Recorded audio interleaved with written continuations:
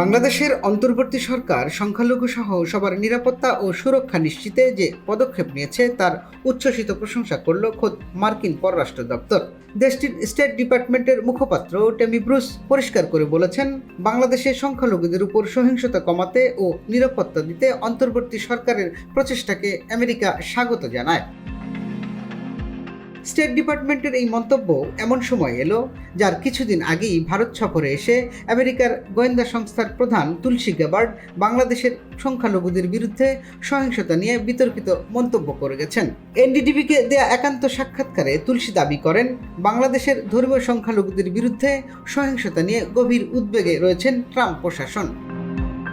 অথচ বিষয়টি নিয়ে ট্রাম্প সরকারের অবস্থান নিয়ে পুরোপুরি ভিন্ন তথ্য দিল স্টেট ডিপার্টমেন্ট। টেমি ব্রুস বলেন, আমরা যে কোনো দেশে সংখ্যালঘু সম্প্রদায়ের সদস্যদের বিরুদ্ধে সহিংসতা বা অসহিষ্ণুতার ঘটনাকে নিন্দা জানাই এবং বাংলাদেশে সবার নিরাপত্তা ও সুরক্ষা নিশ্চিত করতে অন্তর্বর্তী সরকার যে পদক্ষেপ গ্রহণ করেছে তা আমরা স্বাগত জানিয়েছি। আমরা বিষয়টি পর্যবেক্ষণ করছি। আমরা এটাই প্রত্যাশা করি যে এটি অব্যাহত থাকবে।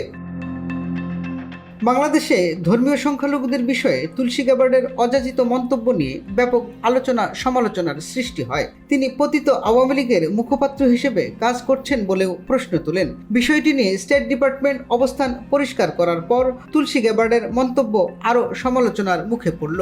প্রশ্ন উঠেছে, বাংলাদেশ প্রসঙ্গে বিতর্কিত মন্তব্য তিনি কী উদ্দেশ্যে করেছিলেন? মোদী সরকারের মুখপাত্র হিসেবে কাজ করা ভারতীয় সম্প্রচার মাধ্যমকে দেয়া সাক্ষাৎকারে তুলসী দাবি করেছিলেন, বাংলাদেশে সংখ্যালঘুদের বিরুদ্ধে সহিংসতা এবং দেশটিতে ইসলামপন্থী সন্ত্রাসবাদের হুমকি নাকি ইসলামী খেলামত প্রতিষ্ঠার আদর্শ ও লক্ষ্য থেকে উৎসারিত।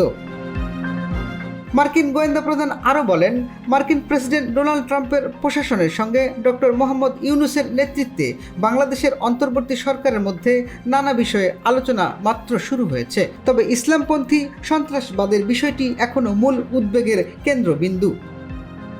তুলসী গ্যাবার্ড এই মন্তব্যের পর বাংলাদেশ সরকারের তীব্র প্রতিক্রিয়ার মুখে পড়েন। বাংলাদেশ সরকার এই মন্তব্যকে ভ্রান্ত ও ক্ষতিকর বলে অভিহিত বলেছেন, এটি দেশের ভাবমূর্তিকে নষ্ট করার চেষ্টা।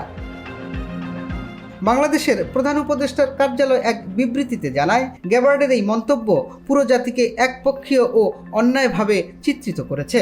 এতে আরও বলা হয়, তুলসী গ্যাবার্ডের এই মন্তব্য বিভ্রান্তিকর এবং বাংলাদেশের ভাবমূর্তি ও মর্যাদার জন্য ক্ষতিকর।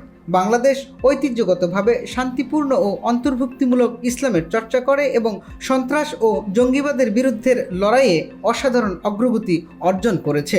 সরকারের বিবৃতিতে আরও বলা হয়, বাংলাদেশ সন্ত্রাসবাদ মোকাবিলার ক্ষেত্রে আন্তর্জাতিক সম্প্রদায়ের সঙ্গে অব্যাহতভাবে কাজ করছে। আইন শৃঙ্খলা রক্ষা, সামাজিক সংস্কার ও অন্যান্য সন্ত্রাস বিরোধী উদ্যোগের মাধ্যমে এই চ্যালেঞ্জ মোকাবেলা করছে। টুটুল রহমান, খবর সংযোগ।